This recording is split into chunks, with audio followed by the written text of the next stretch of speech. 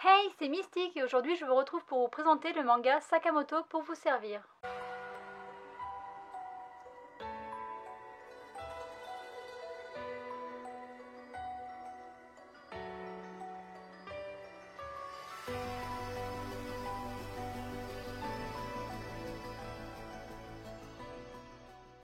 L'année dernière, pour la rentrée, pendant tout le mois de septembre, j'avais décidé de vous présenter des mangas qui se passaient dans le milieu scolaire. J'ai beaucoup aimé faire ça et donc cette année, je me suis dit que ça pouvait être cool de recommencer.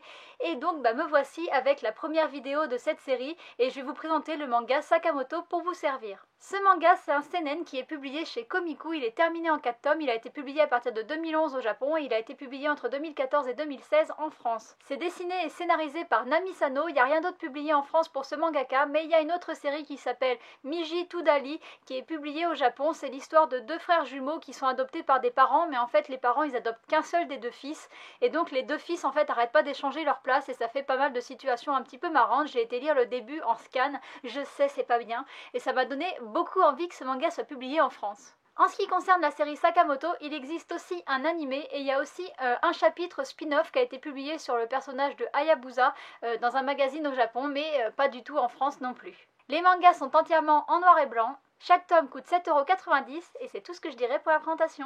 En ce qui concerne l'histoire, le manga nous raconte l'histoire de Sakamoto, un élève dans un lycée. Il pourrait passer pour quelqu'un d'ordinaire avec ses petites lunettes et son uniforme noir, mais il n'en est rien, c'est un élève qui est doué pour tout.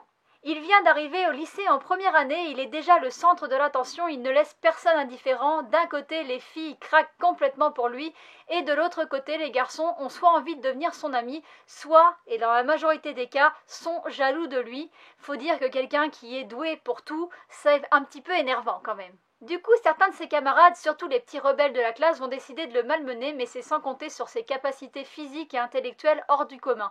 Alors il y a plusieurs scènes, et notamment le manga il débute par une scène où en fait ils essayent de faire tomber une espèce de... Je sais plus comment ça s'appelle, ça fait trop longtemps que j'ai pas été en cours. Le truc pour nettoyer le tableau où il y a plein de craie dedans, je ne sais plus comment ça s'appelle. Une espèce d'éponge. Bon, ils essayent de le faire tomber sur lui et en fait au dernier moment il va faire une espèce de pirouette et il va réussir à l'éviter alors que c'est quasiment impossible. Mais lui est tellement fort qu'il y arrive. Et non seulement il y arrive alors que personne s'y attendait, mais il le fait avec panache, ce mec à la classe dans toutes les circonstances. Et plus il va se sortir de situations impossibles, plus certains de ses camarades vont s'énerver et vont essayer de le mettre dans des situations impossibles où il ne peut pas s'en sortir. Et à chaque fois, il va s'en sortir avec brio parce que Sakamoto, il a la classe. C'est tout, c'est comme ça et personne ne peut l'égaler. En plus d'être beau, intelligent, athlétique et toutes les qualités qu'on pourrait trouver chez quelqu'un, il est altruiste et il est surtout super gentil parce que même quand il peut balancer les gens qui lui font du mal, il ne le fait pas et il prend sur lui en fait pour dire que c'est de sa faute s'il s'est passé tel ou tel truc. C'est vraiment... Je vous dis, le mot classe et panache, ils ont été inventés pour Sakamoto. Et du coup, est-ce que je dois vraiment vous donner mon avis? Je pense que la manière dont j'ai résumé ce manga dit tout. Franchement, j'ai adoré ce manga, je me suis tapé des barres de rire, je trouve qu'il est trop marrant. Et à chaque fois, on sait qu'il va se passer des choses et on se demande comment il va faire Sakamoto pour s'en sortir. Et à chaque fois, il a la classe et je trouve ça génial. Je trouve que ce manga est tout simplement génial.